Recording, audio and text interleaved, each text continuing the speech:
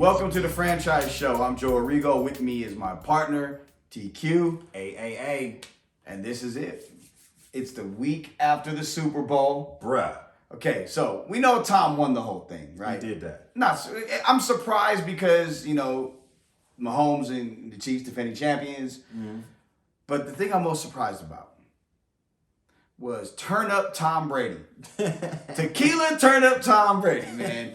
This brother is out there, can't walk straight, drunk tweeting. Oh, man. Brady wasted. White boy wasted. I'm going to tell you this much. I gained a whole new respect for my man Tom Brady. I must say, before he threw the Lombardi trophy from his boat to Gronk's boat, I hated him.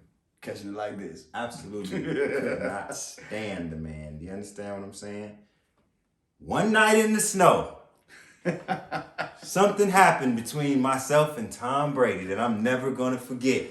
But I will say, watching the man get completely wasted and not give a damn what any of us thought about it after his 7th championship, I always say this thing about Michael Jordan. He spent a lot of time beating up on some of our favorite players. Oh, a lot. And we hated it. We love the shoes, but we hated the fact of how he did our favorite players.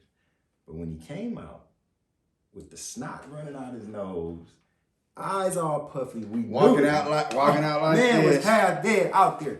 Tan. I bought a jersey the next year. Did you? Yes. I didn't even know that. I went on and bowed down. I say this man is the greatest. I'm a Joe Montana fan. Tom Brady is the greatest quarterback. So of all time. Do you attribute that to the amount of rings that he has, or the conditions under which he's won these rings also? All right. If I look back, was there a more pound for pound, just player for player, or let's say on paper, was there a more talented team than this one? You talking about in the Brady's teams? Yeah. Do you think any of those Patriots teams was more talented than this one, player for player? I don't think any of them. Not that won it, because that team with Randy Moss that lost to the Giants. That team was it. But they lost. Yeah. So yeah. Circumstances being what they are, and the fact that so many people attribute so much of his greatness to Belichick. Well, the fact too, Brady had his worst year as a quarterback this year and won the Super Bowl. I mean, let's look back. I mean, you go a couple weeks ago in the AFC Championship, he throws 3 picks, those for 200 yards. He wasn't the best guy on the field. No, he wasn't. And they still found a way to win. Brady beat you. He has death by a million paper cuts. He finds what you do, finds the things you don't do well, and he attacks those things. And he'll stop attacking it to lull you in, and then all of a sudden he's like, yeah, it's time to go back to it, and we go. Boom. We left one thing out. What's that? The man is my age. A few months older than me. The man is my age. That's right, old man. He just won the Super Bowl. So, we don't have anything else to say. But I say go drink some more, bro.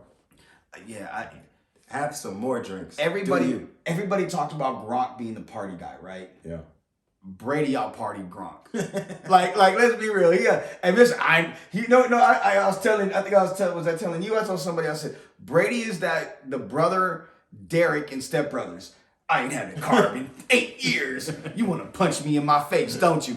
Brady right now said, yeah, I'm getting twisted. Yeah. And I don't care. I'm having all the carbs I want. Man. Because imagine if that parade was in Boston.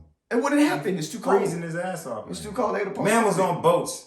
They were on boats with shirts throwing Lombardi trophies from boat to boat. And then, did you see Vita Vea, the DJ playing? He grabbing the mic, busting out the mic, and Devin White, who should have been the MVP out there, grooving. Man, he's having a ball. The only thing that would have made that better, if it was the Raiders, the Packers, but no, you know what?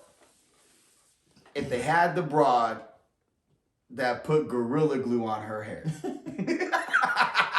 She was trying to grab the glue to lay her hair. She was all out. So she said, you know what? I don't need no hair glue. I'm going to grab this Gorilla Glue. I'm going to see what this is. See how this does. She sprays it on her head. Bro, it's what was too the much. Original point? She was trying to lay her hair, and you know they sprayed it. But you're gonna do it with glue.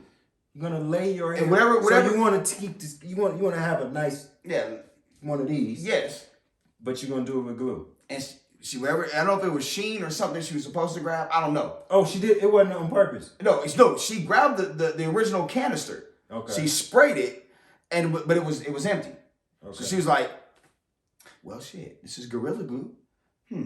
You know, not reading the label saying don't get on your hands or skin, and she sprayed it on her head. If you guys haven't seen it, Google it. And this woman, up until Thursday, she went to the hospital finally, and they put something in her hair and got it out, and she finally could touch her. But she literally grabbed soap, shampoos. Look at y'all, puts it on there and.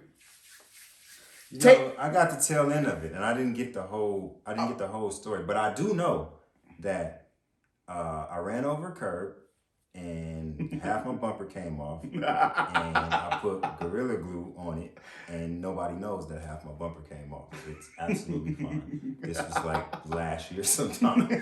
So wait, with the car, the new one? Yeah, man. Yes. Oh, look at that. See. This is my point. And I don't think you should use Gorilla Glue on your head, ladies and gentlemen. So, what's worse? Before we get to our guest, we have a special guest coming up too. He is the Raiders play-by-play announcer for Lotus Broadcasting, Harry Ruiz, who'll be joining us in just a few moments. But what's worse to you? The Gorilla Glue girl who put soap in her hand at the end, wiped it right off because she couldn't get it off until Thursday, or women who do their own weaves. Wow. So now see, this right here really intrigues me. Oh, here we go, folks. This intrigues me because I didn't know. Okay, I come from a long line of cosmetologists, right? Mm-hmm. Mom's a hairdresser, sister's a hairdresser. And I've been having a problem trying to understand what is the deal with the weaves? I thought that you wear a weave to make people think that your hair is long, right? Yeah. Or a wig too. Or a wig to make the point is to show it as your hair.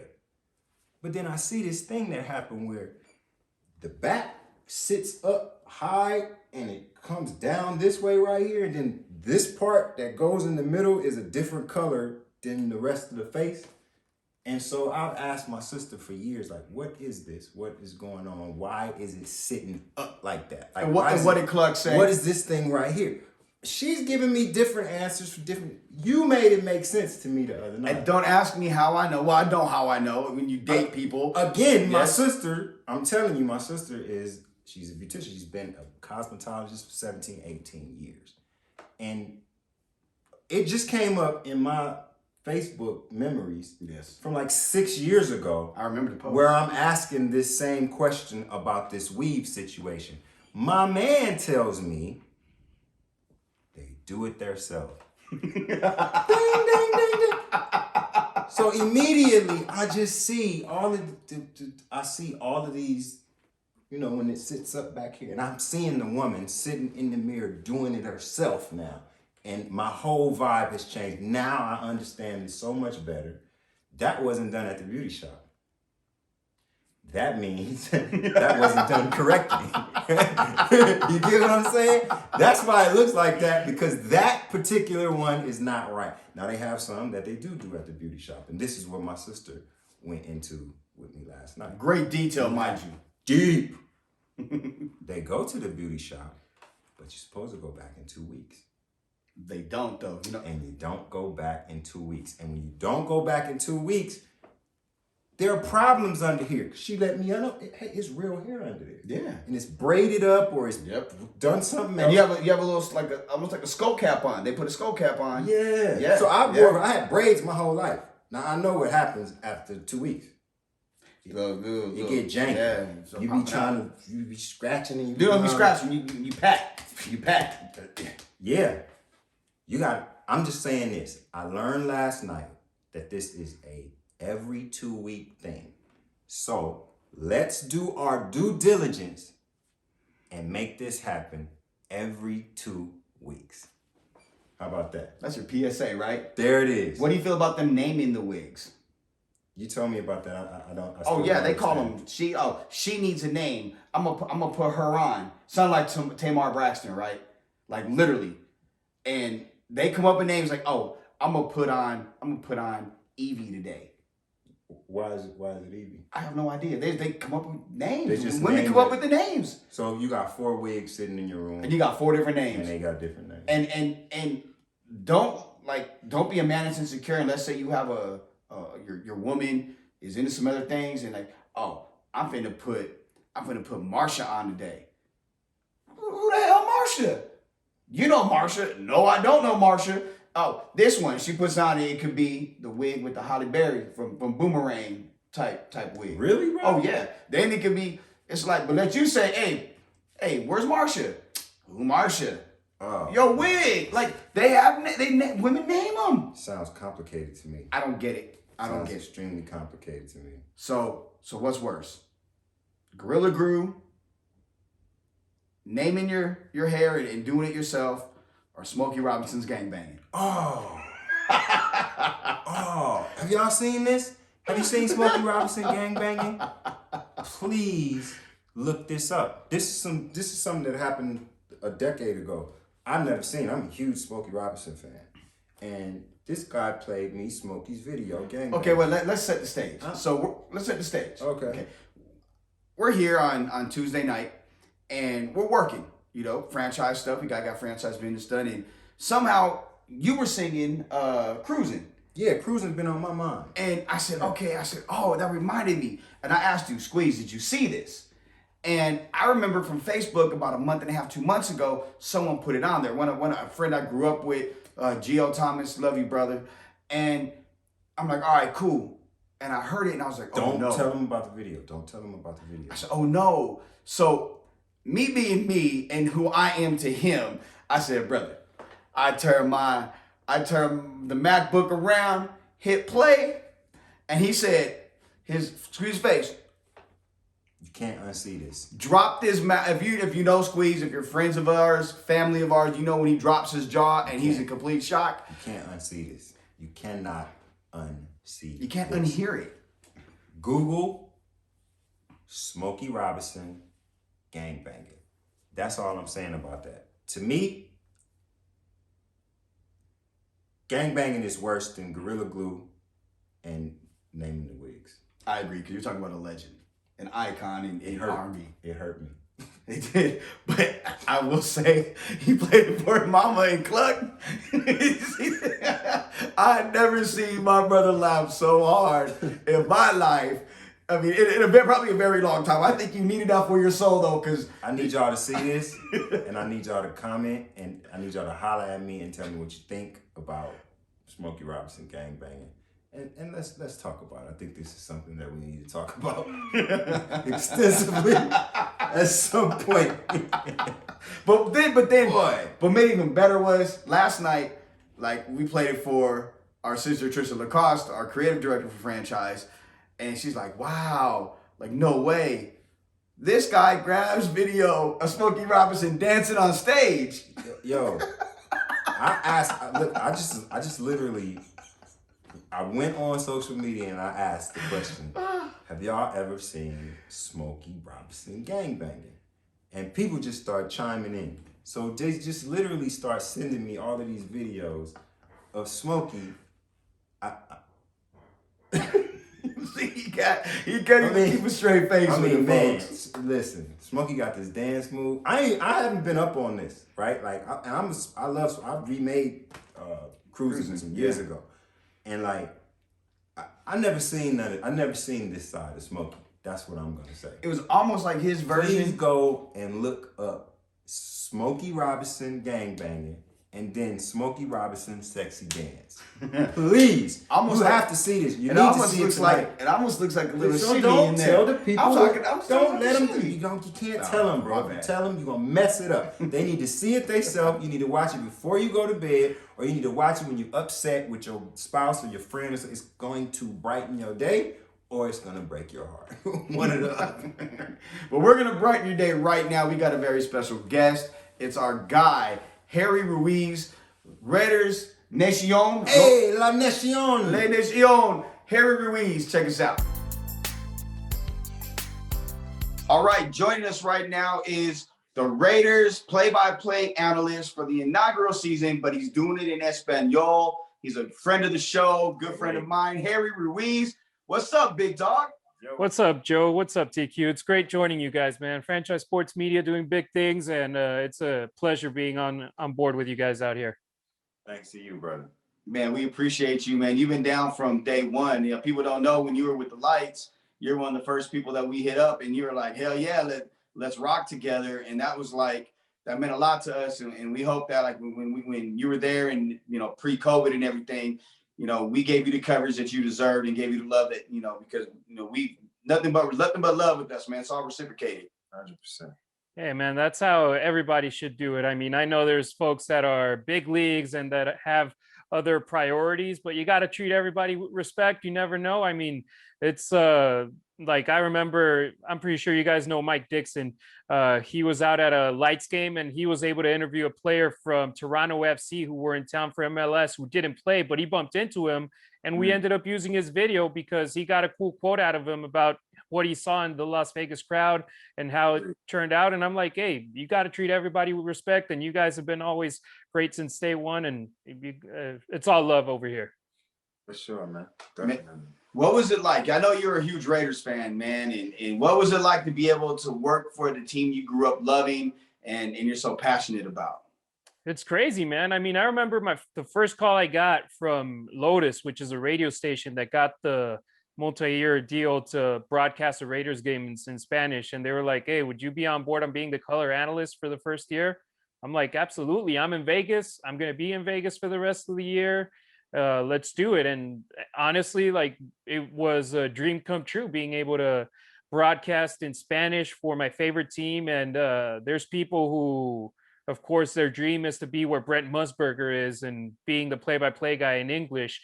For me, as a Mexican American from Los Angeles who lived in Mexico for 12 years, it's my dream to be the play-by-play guy in Spanish for any NFL team, to be able to connect that team with the Hispanic fan base, with the huge community that follows the NFL in Mexico. And it's crazy. And it was a dream come true, man. For it to be with my team, even if it was as the number 2 guy, as a color analyst, it was a dream come true. I always talk to people about our unique relationship with the Raiders, being from LA and then moving to Vegas. This is the second time our team comes to our city. You know what I'm saying?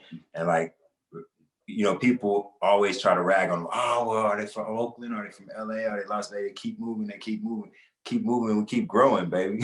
I feel like they're following us. You know what I'm saying? Exactly, man. And I was in Mexico when they played against the Texans in 2016 and then against the Patriots in 2017. The first year I went as a fan. The second year I went as a member of the media covering the team with Telemundo. And the amount of fans out there is ridiculous, Crazy, man. yeah. It's crazy. It's just the Cowboys and the Steelers have more fans than the Raiders down there, but that's it. The Raiders are up there. They're top 3. Right. So that's what I say. It's like, yeah, they're not from Oakland. They're not from LA. They play in Las Vegas right now, but the RaiderNation is worldwide, man. It doesn't matter where they go. We're going with them. Absolutely. Man, so let's talk about that Mexico game a little bit, you know. Like, so what was it like? Because I know I talked to some people that went down there for the game at that time, and they were tripping out because they had the fences up in front of them. And people were wilding out, having a good time. What was it like, first of all, as a fan to go? And then what was it like as a member of the media? Because, you know, as we know as members of the media, and even as fans going to games, like it's 2 different experiences. Absolutely. Look, the first year, 2016, it was the best year the Raiders have had in the last 2 decades. And we won that game. A great touchdown by with the AC/DC connection, Derek Carr, Amari Cooper. But I went out there on Friday. So it was like a Saturday, Sunday, all party with the Raider Nation in a Monday Night Football game. It was ridiculously amazing, man. It was one of the best experiences I've had as a fan. And what I tell everybody, it's like, you don't know what a Raider game is until you go to one. And once you go to one, you become a Raider fan. And that's what happened with a lot of people in Mexico. They followed the team all their lives, but being able to be there and enjoy it in person, it takes it to another level. Like my favorite parts was being able to meet a lot of brothers and sisters that I had followed on social media, that we were Facebook friends, but we had never met in person. That was great. Going out to all the parties and all that stuff, but then just being at the stadium, and I'll be completely honest, the cheap beer made the experience even better. Being able to get a buzz out there, and like even after the game, like not knowing where the bus was, I was trying to help Gorilla Rilla get to the bus because we were on the same bus. And being like, all right, I was like a Spanish translator out there and helping Mark go up and down. And I was like, all right, here, let's walk this way. We're going that way. And that was cool. And then as a member of the media, it's completely different, man. Instead of wearing my Raider jersey, I'm wearing a suit and tie. I'm doing my job, being up there and doing my notes, tweeting the game. And then the game's about to end, running all the way downstairs to do the post-game conference. And then it was a terrible game against the Patriots. So the only player that stayed in the locker room to do the interview with the media was Kelechi Osemele.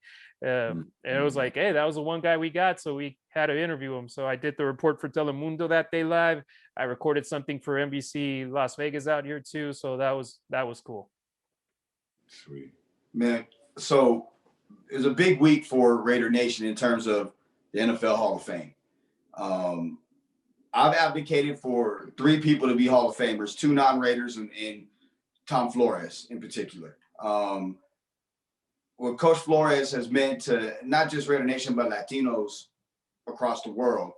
I don't think anyone really knows. And as a Latino, I'm really proud that Coach Flores finally got in, and he should have got in a couple of years ago.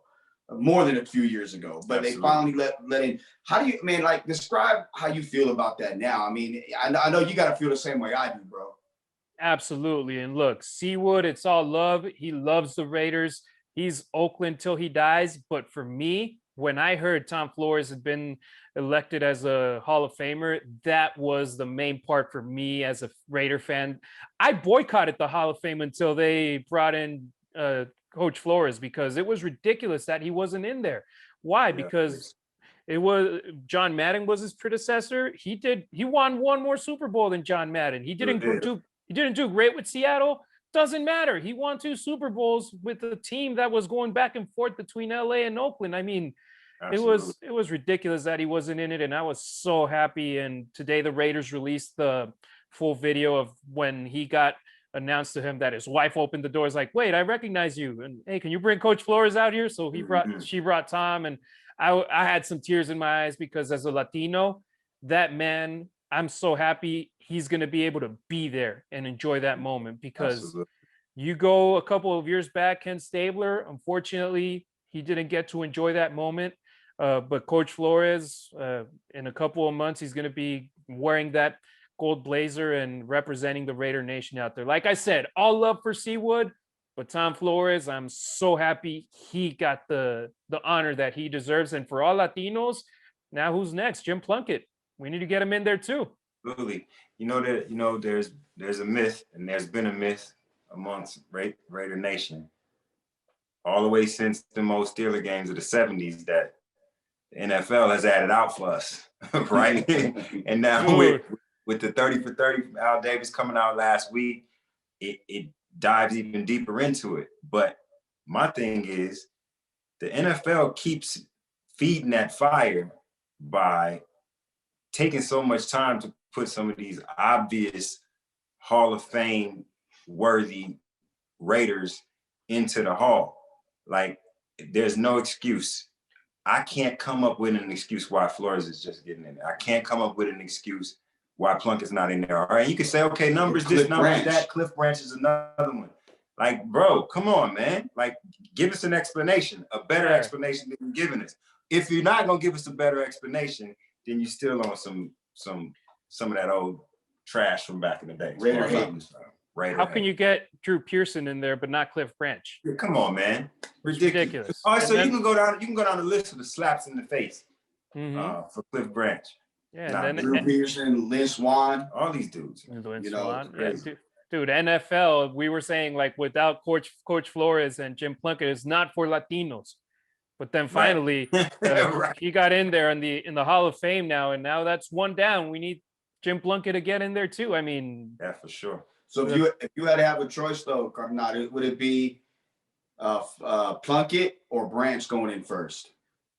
oh man, both. I can't pick one you over gotta the choose other. one, man. I Gun to can't your pick head. You gotta choose okay, one. okay, if I gotta choose one, Plunkett, man. How can you keep a two-time quarterback that won the Super Bowl out of the Hall of Fame? Good point, man. I mean, Point. that's a position where okay, you might get a rare exception of one guy that's not a good quarterback that took his team to win a Super Bowl, but Plunkett did it twice. Yeah. Bro, there's a conversation for Eli Manning right now. So I mean, come on. Plunkett's got to get in before Eli. That's what I'm saying. Like, give me a break. Dude, I can almost guarantee you that Eli's going to be a first ballot Hall of Famer because he won multiple Super Bowls, and that's it. It's like, because of the last name, though. Either way, I mean, but still, like, come on. If you let Eli in, you gotta let Plunkett in. That's it. See, that was my beef with John Lynch getting in. I didn't think Lynch deserved to get in before Leroy Butler. Leroy Butler was a member of the All-Decade team, had more interceptions, more sacks. He had more All-Pros than John Lynch, and Lynch gets in ahead of him. I have an issue with that one. 3 Super Bowl rings? Lynch got. Yeah, he don't know who with Denver. I don't think he got one with Denver. I know he got one with Tampa. So I mean that's one that's hard for me to swallow. But what did you think of the 30 for 30? I mean, I kind of dug it, but like I want to hear you first before we expand on it. I had to watch it twice. After the first time, I was thinking I enjoyed Straight Outta LA more. And then I was like, why did I enjoy it more? And then I was like, okay, there were no interviews with current interviews with folks that lived that era, that lived through that war between Coach Davis and not Coach Davis, Al Davis. Yeah, I know, but he wasn't my coach though, so my bad for all his players. Al Davis and Commissioner Rozelle. But then I started going into it and being like, okay, so COVID impacted this documentary. No in-person interviews. They didn't want to do stuff through Zoom, and those very selected few they did were Mark Davis and Jerry Jones. And I was like, hey, you know what? We ended up getting Raider content. And how many franchises can say they got multiple 30 for 30s done of them? So I liked it. After I saw it the second time, I was like, okay, I'm good with it. At the beginning, when I saw it the first time, I was kind of like freaked out. I was like, I know it's not Al Davis. I know it's not Pete Rozelle. I was like a little bit out of it, but then I saw it again. And I was like, okay, I'm cool. I liked it, but I like Straight Outta LA more. I like the stretch. I'm a creative, so I like to see people creative in the face of adversity. Right. And to try to put together a piece like that at a time like this and still have it entertaining and to be able to actually reach and like push the boundaries a little bit. It was a hell of an idea, and the voiceovers were sick. Like a couple of times, it's like, whoa, especially like Pete Rozelle, like that was crazy. See, I thought the dude that played Al was like, that's the one that stole the show for me. The guy that played Rozelle, I thought, and I said it to you because we went and watched it the second time a few days ago, and I was like, bro, like Rozelle's face is too fat for his face because he got skinny. So yeah, I'm sorry, I was talking about more so the voices. Like they kind of kept them kind of dark. So the way they lit them, so you didn't just see so much. So it was kind of a couple of times there. It's like, man, when they played the voiceover up against the old interviews, I'm like, this is pretty well done. I can imagine what it would have been without COVID involved, because you would have been able to reach out to some players that was involved, and you would have got more of a perspective now from players that was dealing with it then. But like you said, TQ, it was like much respect for them, who they could have said, you know what, let's wait until we can do it the way we want to do it. Right. And they were like, no, let's do a full 360 and go another direction and find a way to do it and bring content to the fans. When I saw the first trailer, I was like, what? We got another 30 for 30? Hell yeah. Yeah, sweet. One of the things that I know that we talked about recently, I think it was yesterday on Wednesday. Tuesday, excuse me. We were driving by the stadium, and TQ brought up a real good point to me. He said, Joe, this is 40 years late. This is the same design with everything that Al wanted, and it's still state of the art. Just imagine how much of a visionary he really was for his dream in 2021, 2020 to come available and to actually come to fruition. Like, that's crazy. And dude, they said it perfectly in the documentary how everything that was part of his vision, other teams started doing it and they took advantage of it. And Al Davis was always the odd man out and the guy that got screwed. And now finally, the Raider Nation, we get to enjoy what his vision was. And I can't wait for all the fans to be able to get into that stadium. I was there for one game. And I got there the moment that the media doors opened because I was like, I want to be here and enjoy this the whole time I can. Yeah, but then it's funny you say that. We got screwed again. As soon as it's time for us to open, we get cold. You know what I'm saying? We got to go a whole damn season without a fan being able to be there. I was able to be there to cover some UNLV games. It's an amazing place. It's an amazing place. But the documentary really put a button on the fact that it's so foul that it's just now happening and that he wasn't able to see it. And what he was able to see was so much of the league that took dumps on his head, getting what he gave them the idea to get. And the way that they ended off the documentary, it literally put a bow on it. It was the perfect way to have them walking off. I mean, okay, I got it. I ain't get to see it. It took 40 years, you know what I'm saying? And just walk off into the sunset because literally, when you look at it, since I've watched it, and I watched it a couple of times myself, every time I pass it now, it's kind of like, first of all, you know what I'm saying? I can't go in there and watch the game. Second of all, why is this just now happening? So, But you know what? Something that I do like is that fans are able to just park there and be able to see it and enjoy it from the outside. Because if you go to the Oakland Coliseum right now, the gates are closed, man. You got to go to the bridge that is across the street to see part of it out there. So, like, even when the construction was going on, I would park in a hotel nearby and just walk around the whole stadium, take my camera, take some pictures.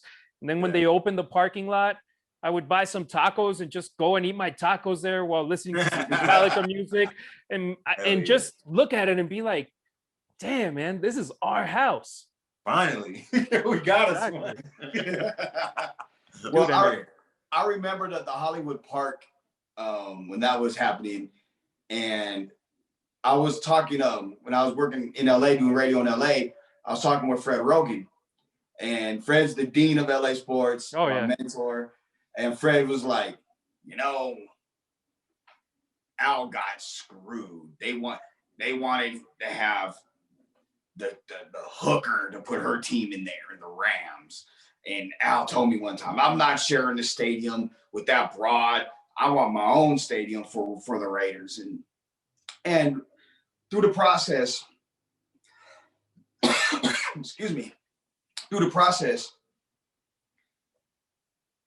seeing this thing from day one to where it is now, watching the whole process all the way through, I'm proud of the way Mark Davis and Mark Pedane handled the whole situation. They did everything with class, dignity. And I said this to Mark Davis to his face at the owners' meetings, that his dad would be very proud of him because he accomplished what his dad's dream was. And that was Mark's dream. And everything that Mark's doing in the community now, he's setting himself up to be the king of Las Vegas, from not just bringing the Raiders here and Raiders in the community, but to buying the Aces. I mean, he put himself, the NBA has to mess with him now, like no matter what, because he's got the WNBA team. So Mark is setting himself up, which in turn sets the Raiders up for a huge financial windfall long term. Exactly. And this move to Vegas is the smart thing. Like I remember in 2016 when the NFL announced that the Rams and the Chargers were going to share their stadium in LA, I was disappointed because as an LA native, I was like, if there's a place you leave Oakland for, it's going to be LA because it's still Absolutely. home. I mean, they might Right. have two NFL teams right now, but the most popular one in LA is still the Raiders. The most Raider fans reside in Los Angeles. Exactly. Period. So Simple. I was disappointed, but then I was like, you know what? We were gonna share the stadium with the team I hate, the Chargers. Nah, that's why I'm happy. It's like, okay, Vegas wasn't home, but at the end of the day, the Raider Nation is going wherever they go, and Vegas is a market that the Raiders can explode, man. That they can take advantage of it, bring so much to it, and bring them along for the ride. So if there's a city you're moving to that it ain't LA, Vegas is a perfect place, man. I want to transition a little bit. None of this means anything with 4-12, 8-8. I knew you're going there. What we got to do to win, man? It's the off season. We got a foundation of something on the offense. Defense looks like hot garbage. What we got to do? We got to draft the right guys. We got to make those young players that we drafted in the previous 2 years deliver. Max Crosby has been able to exceed every expectation we had on him. When he got drafted, everybody was like, oh, Max with 2 X's. That was all that we knew. The moment he hit the field and went crazy on every opponent, we were like, oh, crap, this guy's the highlight of that draft. And that was a draft where we got a couple of studs in there. So we need to hit on the picks that we get. And this year, number 17, man, we got to get the right guy. If it's a cornerback, if it's a linebacker, if it's a defensive lineman, we have to get the right pick. So we got to start there. And then free agency, you got to bring in a guy that's going to put in the work. Malik Collins, I don't know him, but what I saw on the field from him, he didn't deliver. Cleveland Ferrell, he was a number 4 pick in the draft. We expect more from him. I liked him more in the interior than outside on that line. Hopefully 2021 is his breakout year, but we need to be better on defense. The offense, everybody wants to trade Carr. I know I read there online, Raider Nation wanting to trade him. I'm like, dude, he's been solid. The thing is, he's scoring 30 points and the opponent is scoring 40. So Absolutely. We've been saying that for 2 years now. Yes. That's been we've been beating that drum. I'm gonna steal what we talked about. I think what this Raider team is missing is leadership from inside the locker room, not the coaching staff, but inside the locker room. You look at the old Raider teams. Who's gonna tell Atkinson, I'm quitting on my defensive coordinator? I'm not gonna play today. Or might get punched. Yeah, punched, man. Shot. but this Raider team needs someone like that. And TQ brought up a good point to me. He's like, this team doesn't have that guy that's gonna be like, look, Harry, you're not doing what you got to do, and you have this attitude. I'm gonna take your ass outside. If you don't like it, I'm gonna whoop your ass, and we'll come back in. And if you don't like, you got boys, well, I got boys too. That's just what it's gonna be. Yeah. They don't have that. Yeah. And I think they need that. And some of them, by Tyrell Williams not coming back, that frees up $11.5 million. I don't think Trent Brown comes back. I don't think LaMarcus Joyner comes back. There's a couple other moves. Incognito. Yeah, Incognito's another one. Like, I know we disagree on that one. I don't think he comes back. I think Denzel Good will be fine there with Gabe Jackson. Denzel Bueno. Denzel Bueno. No, bueno, muy bueno. That was the funny part. I uploaded a video on the Spanish social media that I managed, that I created, La Nacion Raider, and I tagged him, and he actually quote tweeted the video, and he put Denzel Bueno. So starting that day, I started calling him that on the radio broadcast. Denzel Bueno. We're going to take it. Give you all the credit. Yeah. So if you're Mike Mayock, put on your GM hat, give me a free agent or two that you would want to see brought in. Dude, it's a hard call, man. I mean, you can think of, like, I was thinking about the cornerback position. I would love to have either Sherman or Peterson come in. Peterson, you have he's 2 years younger. Yes, he's going into his 11th season, but he only played 3 years in college. He was a number 5 pick. If you're able to get him on board, with the right numbers and everything, I think he would be great leadership. But Sherman, he knows the system. He's been there with Gus. He would be a great addition to it. To be honest, the linebacker position, I love Kwiatkowski. I really liked him on the field. There's people who are iffy with him. I liked him. Corey, I didn't like much, but Coach Gruden believes in him. I was listening to the interview he did with Collinsworth, and Coach Gruden loves Corey, so it seems like he's coming back. We need to get that presence in there in the middle of the defensive line, man. We need someone to be disruptive in there. Problem is, I don't think the team is going to spend 18 to 20 million dollars on a stud. They're going to try no Cat, no Leonard Williams. I don't think so, man. I would love to, but I don't think they'll spend it. I think they could stack it up in a couple of players. I don't think it has to be one player. I think that a lot of times this defensive performance, at least the front seven, a lot of times at the beginning of games, they would play well. Get down to the third quarter, get down to the fourth quarter, they was dead. They was beat down and they was dead. We need more bodies.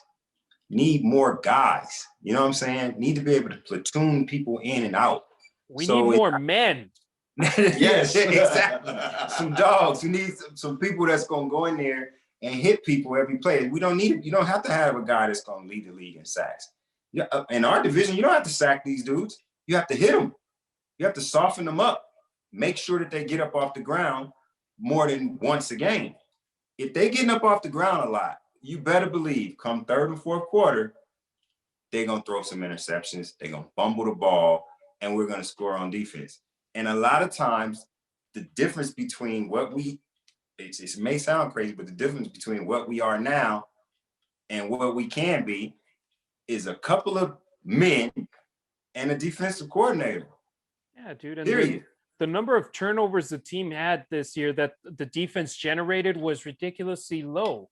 And that's what always people ridiculously low. And that's what people, they were like, oh, Tom Brady, he carried this Tampa team. I was like, look, Tom was great, but that defense, that's full of studs, man. I mean, you look at even that young kid that had 3 interceptions in the first 3 games of the playoffs, Murphy Bunting. I mean, he was crazy good. The one against the Packers, my God. See what I'm saying? Those are the kind of guys that I'm talking about. You don't have to have household names coming to the Raiders. You got to have guys that will go in and make a play every once in a while. Just go in and make a play. Go make something happen. Strip a ball, punch a ball out, get a turnover. And look, Devin changed the momentum of the game. I know you guys love Devin White at the Super Bowl and in the playoffs, the games that he played, right? And going into the other team's faces and screaming at them and everything. We got that in Abram, but we just need him to be focused on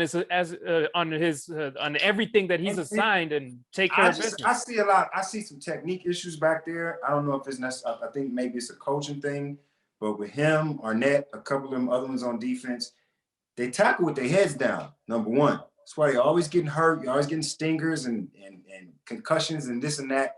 Like they feel they want to light somebody up so bad. Just get the man on the ground. They don't wrap up. Arnett goes in dangerously. His head is always down. He's never looking at his target. He doesn't wrap up. These are the things you learn in damn Pop Warner, right? So a lot of that's discipline that they need to spend time in the film room. Our secondary was ridiculously out of place on way too many plays. And I mean out of place to the point where you can see 2 out of 4 players didn't have a clue what was supposed to happen in that defensive assignment. So that goes from the bottom all the way to the top. And that's my thing. That's why I ended up asking you this question. Is it the draft? Is it free agency? Is it a combination of both? Is it coaching? Because that's historically bad what we saw this year. We need all 3 to hit, man. We need free agency, we need the draft, and we need the coaches, the defensive coaches that Gruden is bringing in for all to do their job. And I mean, 2020 was a very odd year with the no training camp, with very limited workouts. But Paul Gunther had been in this system for 3 years? So, I mean, there's no excuse there with him. None. Well, you brought I had to put my head down and just shake my head when you bring up the Buccaneers and that defense. And what they did to my squad. And I don't, But Devin White, what to me was the Super Bowl MVP. He was the best player on the field the entire game, even with Mahomes. And what Mahomes was ungodly from the arm angles he was throwing. But I look at the Raiders. Yeah, and the turf toe. That's true. Crazy. Looking at the Raiders team and the future, because. By the way, I gotta interrupt you real quick. I don't know if you're able to read it right there, but I posted what I'm hoping for today. Devin White, Super Bowl MVP. Sweet. I posted that at noon on Sunday. He was on point. There you go. I was like, I don't want it to be Brady. I love Mike Evans. Like, I called one of his games in Texas A&M, but I was like, give me Devin White, man. That guy, just watching from the outside, he's everything you would love to have on your team. All over the field, man. I didn't the Raiders pass on him in the draft? He was picked one spot after Cleveland Ferrell. Sorry, RaiderNation. I didn't mean to bring that up. I literally just it hit me. The Raiders' future is always they're always looking towards it.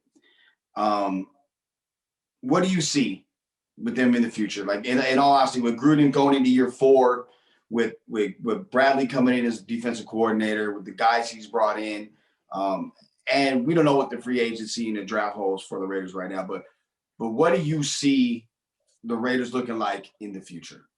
Look, TQ said the whole truth right now when he said 4-12 and 7-9 and 8-8 aren't going to cut it with the Raiders out here in Vegas. But as a fan, these last 2 decades, they had us so accustomed to just be like another loss, that 8-8 felt good. And for me, it was like, okay, we grew from Gruden's first year 4 wins to 7 to 8. Even if it was a 1-win improvement, what I saw on the field offensively gave me the opportunity to dream that bigger things are coming. I know everybody wants to win the Super Bowl right here, right now, but that team last year wasn't going to win the Super Bowl. Like 2016, if Carr had stayed healthy, we had a shot. But this year we were like, okay, we ain't gonna win the division. If we get in the wild card, okay, let's get in the wild card and let's show the world that the Raiders are coming. They're here. They're 8-8. Next year they need to make the playoffs, and hopefully we see a lot of growth from guys like Henry Ruggs, like Brian Edwards, who I got high hopes on that kid. Yeah, me too. We got a good squad, and defensively, Coach Gus needs to get our crew on board with his vision. And if we can get someone like Sherman, who's only going to be here for 2 years if he does come, right? But give that knowledge to Mullen, give that knowledge to Arnett, give that knowledge to Abram. Be able to. They need one of them. They need that kind of guy. That's the kind of guy that's missing. That's for the that alpha group male. of players.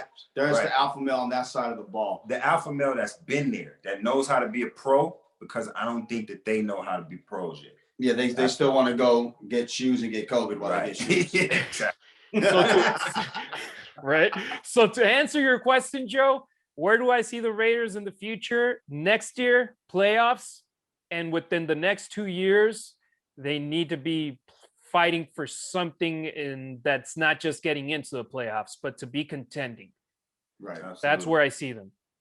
I don't believe we need to tinker with the offense too much. I believe the man has the toys that he came here to get.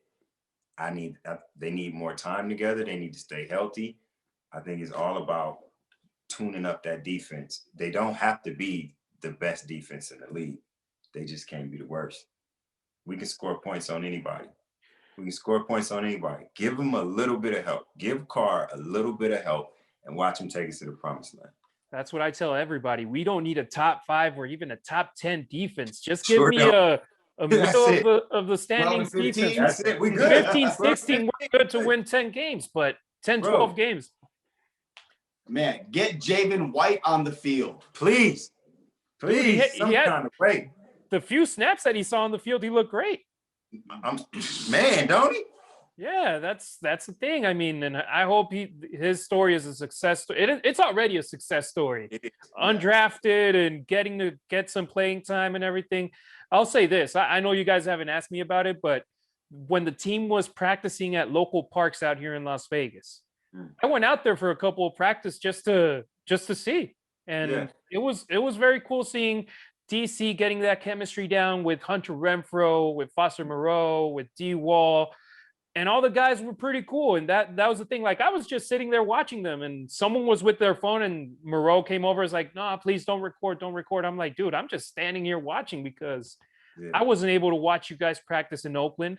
I wasn't able to watch you guys practice anywhere. You're 10 minutes away from my apartment, and look, I'm seeing you in person. I'm like, don't worry, dude. I'm just standing here, minding my business, enjoying my team. And that's what I see from DC and the guys he has chemistry with. And I know Ruggs wasn't at those practices because he had just been drafted and he hadn't signed his contract.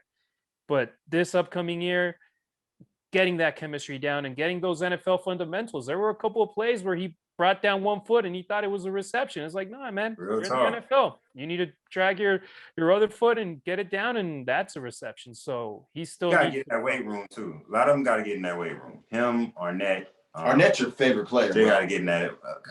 Listen, I like his moxie, and if his his stuff would match the moxie, then I think the situation would be a lot better. So I just feel like he needs to get that Sherm or that type guy in the locker room to put him up under his wing, give him a little noogie, say, look, this is the way we do things. Spend some time in the film room, spend some time in the weight room, take the sword from around your neck before you go to play so you don't hit yourself in the jugular. Simple things like that. Somebody needs to tell these young guys these simple things. You're going to kill yourself wearing your chain in the game.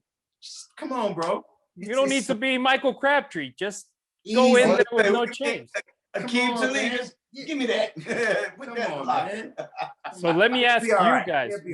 We had two guys that basically had a redshirt year this year that were drafted, Tanner Muse and Meek Robertson. Right. Do you see them being factors next year or not? I think Amik is. Amik was, I think, outside the first round corners, and we did the draft show. Mm-hmm. I was like, this dude, if he was 3 inches taller, he's a top 10 pick. This guy is legit. I love everything about him, from the way he plays, his technique, but his attitude. He doesn't. He's 5'8", whatever it is. Got a little man complex. That don't matter to him. He's going at it. He's going after it. I love Amik. He may have been, him and Edwards were probably my two. Him more than anybody was my favorite drafted Raider. I'm partial to Jaden, being that I was, known him for 4.5 years and covering him and had a lot of conversations with him in life. But Amik is that guy to me. Muse, I think he's a tweener. I think we need to see more of him. Muse? I just need to see what he can do. Yeah, he was a safety, and they're going to transform him into a linebacker now. And it's just he got drafted high. I mean, when you get drafted in the 3rd round, you got high expectations on you. You got to play. Yeah. So he came with some pretty good recommendations. Yeah. You know what I'm saying? So Clemson West. Yeah. So I mean, what do you think about Carr though? I mean, like all the Carr hate, man. Like I don't understand it. I've been saying he's the type of quarterback you put guys around him, he's gonna make them better, but they're gonna help him. But it's like he's damned if he does and he's damned if he doesn't. I just don't get it. Look, dude, I was checking out the number of wins that the Raiders had gotten from the moment that Rich Gannon left the team to when Derek Carr made his debut. Yep. And Derek Carr already has more wins than they did in that previous time. I know it's not a high bar, but it's something. And you got to take steps. And we saw his best season, what he did with the good offense and a decent defense. I mean, I know we weren't the best, but we had Khalil Mack, and he was disrupting all the plans of our opponents. So I'm a Derek Carr guy, but at the end of the day, I'm a Raider guy. So whoever's playing quarterback, if his name is Terrell Pryor or Matt McGloin or Derek Carr, I'm going to be on board and I'm going to support him. But right now, DC is our guy, and I would hate it that if he gets traded somewhere, he would kill it with his next team. If, like Vinny was tweeting today about potentially the Saints, someone messaged him and he was like, dude, he would do great with the Saints. I think New England, he would do great with New England too. Seattle, if they did something for Russell Wilson. Seattle, I mean, I'm a DC guy.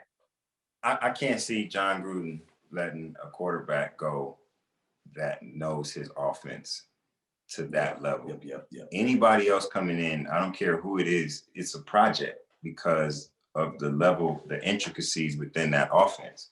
And 3 years in it, that's too valuable to just go throwing off on somebody else, especially when you expect them to win shortly. It's a start over. If you go get Deshaun Watson, you're starting over, period.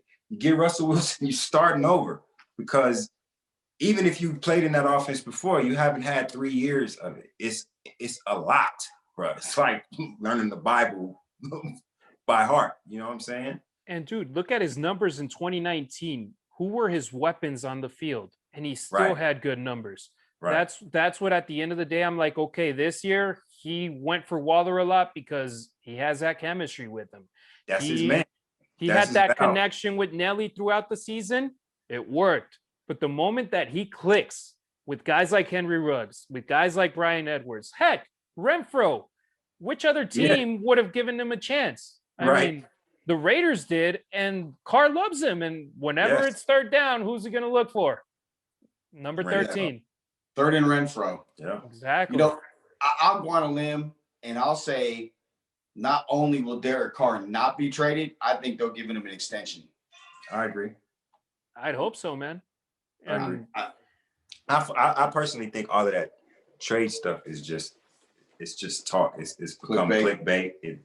It's something that seems to get Raider fans commenting on posts. So you just constantly make posts about trading Derek Carr, and everybody it's a train of 200 comments every time you do it.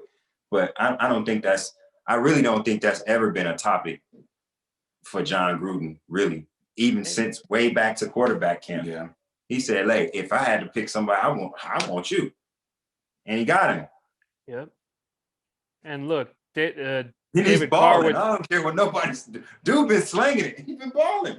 Dude, and he takes care of the ball. I mean, with the passes. I know he needs to grab that pigskin and not let it go when he gets sacked, but when he throws it, he had what, 9 interceptions this year? Something like Played 15 full games.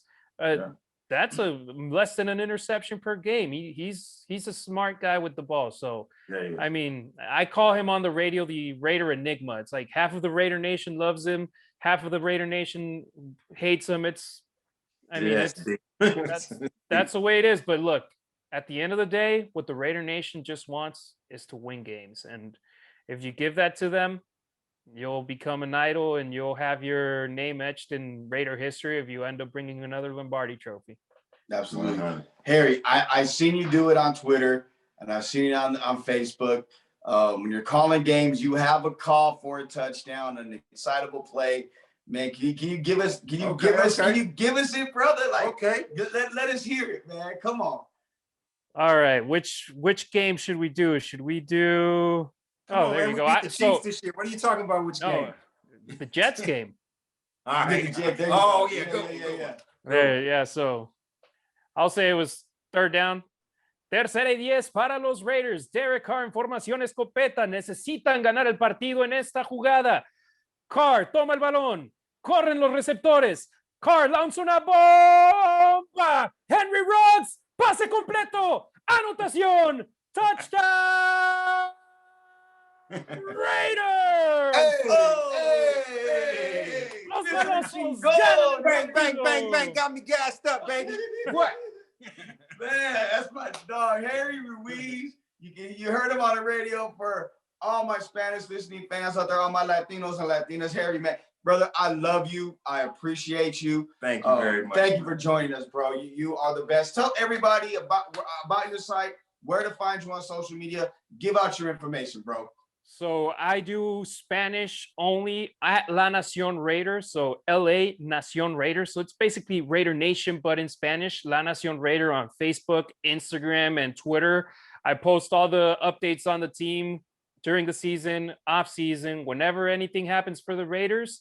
It's going down at La Nación Raider. And me personally, you can follow me at Harry Ruiz on Twitter and at Harry_Ruiz on Instagram. And it's been a pleasure, man. And Franchise Sports Media, Joe, TQ, you're my boys, and it's an honor to be here with you guys. Thank you so much for the invite. Bro, man, we appreciate you, man. That's our guy, Harry Ruiz. Follow them, get at them. This is the Franchise Show with TQ and Joe. Hey, on Franchise Sports Media. Holla at your boy. We want to thank our guy Harry Ruiz for joining us, doing his thing for Raider Nation Radio. El Chingon, that's what Harry Ruiz is, man. Love you, brother.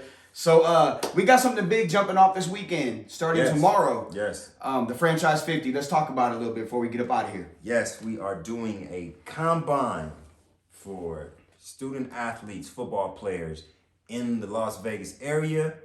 Hey, it's been a rough year for youth sports. Yes, sir. A lot of these kids are getting ready to come out of school. They don't have the amount of tape that they would have if it wasn't for COVID. They don't have the platform that they would have if it wasn't for COVID. So we are partnering up with the Institute of Human Performance. Right here in Las Vegas, and we're doing the Franchise 50 Combine this weekend here in Las Vegas, setting it up, and it's on. And this is going to be an ongoing thing. Oh, yeah. We're going to continue to do out here in the city. We're moving from football to basketball, baseball. We want to have all sports covered. There's a lot of talent here in our little town, and we believe that we could do a lot of help in getting that talent discovered. Absolutely. So it's class of 21, class of 22, juniors and seniors this year. We got there was 95, or actually got more than that. Actually, when the last time I checked, it was like 103 people submitted their film, and I believe the people that qualified, they got notified about it. They're coming out Saturday morning, 10 o'clock to 5 o'clock. You can check out everything from the combine. You can watch it yourself. We're streaming it on Franchise Sports Media, on our Twitch account, on our YouTube page, on Facebook Live, and on Periscope. It's myself, TQ, Anthony Bernyaw. We'll have the Vegas Circle with us. We got a lot of special guests coming through, high school coaches, players are already committed, players that show out there. And we have a couple other special guests coming through. Tony Cardasco. Yes. You got to get him in there. DJ Super James. He's going to be spinning there live the entire time. So we're going to have a lot of cool environment. And then we got the taco truck outside. Oh, the taco truck, ladies and gentlemen. The guy can love the hobby. Not be complete without the taco truck. Nah, Backyard Barbecue. Want to thank you for coming through with that. So, man, we got a lot of stuff lined up for you guys. Thank you for joining the Franchise Show. We want to thank our guest Harry Ruiz for joining us. Man, that was a ball. We got to have him back for sure. You know, we'll have. Sure. We may even have him on with the Saturday to chop it up a little bit and talk some ball. But get him back on closer to the draft. See what type of moves we're gonna make. Yeah, that'll be big. That'll be big. So, as always, we thank you. We just appreciate you for joining us and giving love to the franchise. We're all family. And you always got a message for people. Yes. What we need to do, people, we need to be safe. We need to wear a mask. We need to leave Gorilla Glue at the store. All right? And have someone do your wigs. No more do-it-yourself wigs. No more do-it-yourself weaves. When you watch the Smokey video, put it away when you get finished and go play cruising. Remember the Smokey you used to know. There we go. Oh, my God, man. Holla at your boys. It's the Franchise Show. Yeah.